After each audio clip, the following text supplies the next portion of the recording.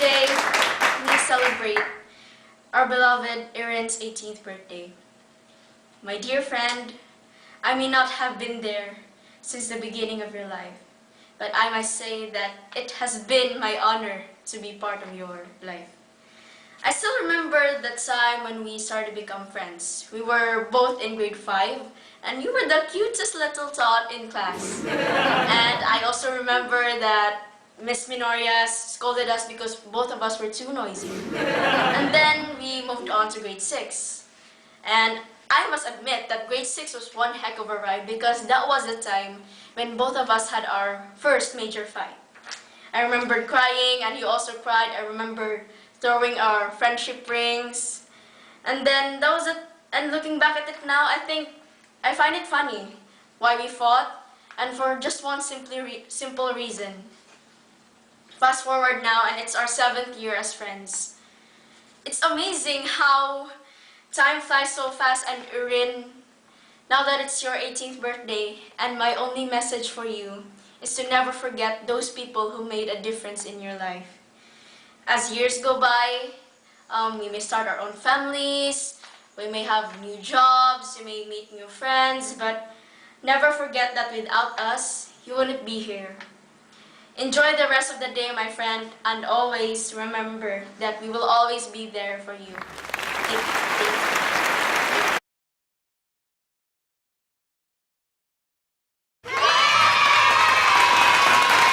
Hello everyone. As you know, we are gathered here today for Christine's 18th birthday. So as her best friend, I'm here to share those beautiful qualities of hers. I have been best friends with him for more than 5 years. I have to say, there were times my eyes were burning when I see those parts of hers. So okay, first of all, was there a day you would wear shorts underneath your skirt? I know your mom says endless things on not to, but come on, our campus is filled with boys, and I bet you don't want an embarrassing thing to happen. Tin, I admit to this. I don't like your fashion taste. I'm sorry, but I'm such a fashionista in my own way.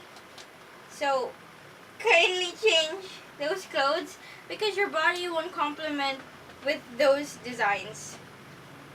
Another thing is your eyebrows. I find it very funny because when we take pictures together, I can barely see your eyebrows because your eyebrows are usually scattered and messy. But good thing, you're shaving it right now because you look better than before. Also, another thing is when I first met you, I find you weird. Don't ask questions. I just find you weird and I have no reasons for that. Tin, I want you to know sometimes I laugh at your jokes. Yes, I laugh at your lack of humor, not the joke. Sorry, not sorry. Lastly, Tin, don't be offended, but I'm sure you will be anyway. I find your nickname to be extremely funny. Why? If you repeat Tin twice, it's really funny. I laugh. Tin, I am so sorry, but again, sorry not sorry. You gave me this opportunity to be honest with you. So I hope our friendship will continue to bloom like your beauty.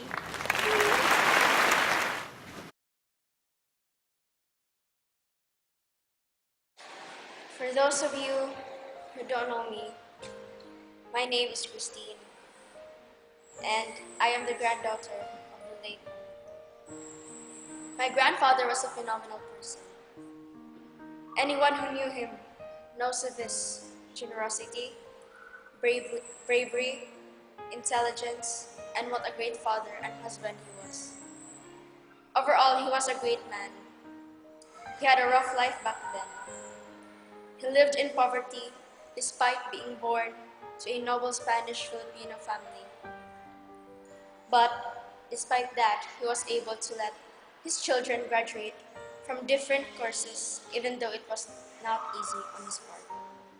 I am Marie and I am Christine's best friend. I've barely known the old man, What I know about him is that he was the one who introduced Christine to music and to many things that she knows up to this day. Grandpa would always protect her over time, and I feel like she's being threatened. She would remember those times when her mom had to go to the seminar and she's not allowed to bring her. Despite his failing health, he volunteered to take care of her.